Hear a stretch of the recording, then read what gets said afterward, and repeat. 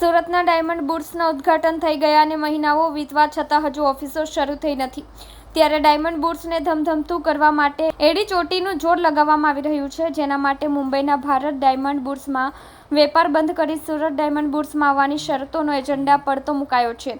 એસડીબીના સંચાલકોએ મુંબઈના બીડીબીમાં વેપારીઓ દલાલો સાથે બેઠક યોજી હતી। 500 ઓફિસ એક સાથે ખુલશે। આ બેઠકમાં વાઇસ ચેરમેન સુરત ડાયમંડ બુટ્સના વાઇસ ચેરમેન લાલજીભાઈ પટેલે જાહેરાત કરી હતી કે અષાઢી બીજના દિવસથી એસઆરકેના ગોવિંદભાઈ ધોળકિયા અને ધર્મનંદન ડાયમંડના એસડીબીમાં ઓફિસ ખુલશે। મુંબઈના વેપારીઓના સહયોગથી 7 જુલાઈ 2024ના રોજ એસડીબીની 500 ઓફિસો એક સાથે ખુલશે। વિશ્વાસથી ભગીરથ કાર્ય કરીએ અને સુરત ડાયમંડ બુટ્સ વતી ચેરમેન ગોવિંદભાઈ ધોળકિયાએ તમામ મેમ્બરોને સંબોધતા કહ્યું કે આપણે સૌ સાથે મળીને વિશ્વનું સૌથી મોટું ઓફિસ બિલ્ડિંગ સુરત ડાયમંડ બુટ્સ બનાવ્યું છે। આ ઐતિહાસિક પ્રોજેક્ટના આપણે સૌ ભાગીદાર છીએ। નાની મોટી અનેક મુશ્કેલીઓ અને અવરોધો વચ્ચે પણ આપણા દ્રઢ નિશ્ચય અને પરસ્પરના વિશ્વાસના કારણે આપણે આ ભગીરથ કાર્ય પૂર્ણ કરી શક્યા છીએ, જેની વિશ્વભરમાં નોંધ લેવાઈ રહી છે। નમસ્કાર મિત્રો, સુરત ડાયમંડ બુટ્સ વર્લ્ડની અંદર લાર્જેસ્ટ બિલ્ડિંગ બન્યો છે।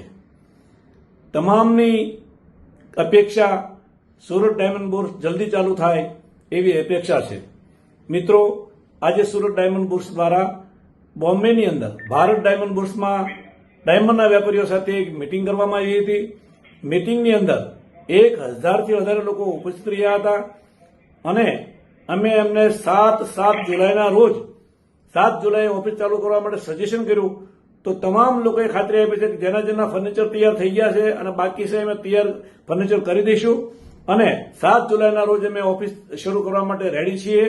અમને ખાતરી મળી છે એટલે જાહેર 7 જુલાઈ અમે ડિક્લેર કરીએ છીએ। 7મી જુલાઈ 500-600 થી વધારે ઓફિસ ચાલુ થશે। બાકી જે મહેધરપરા અને મિની બજારના વેપારી મિત્રો છે એમને પણ અમને ખાતરી આપી છે, એટલે નાના વેપારીઓ છે અને કેબિનો અને ટેબલ પર બેસવા માટેની પણ વ્યવસ્થા કરી છે, એટલે એ લોકો પણ અમને તૈયારી બતાવી છે। એટલે 7 જુલાઈના રોજ ડાયમંડ બુટ્સ ધમધમતું થવા જઈ રહ્યું છે, એની અમને ખુશી અને આનંદ છે। અસ્તુ, ભારત માતા કી જય।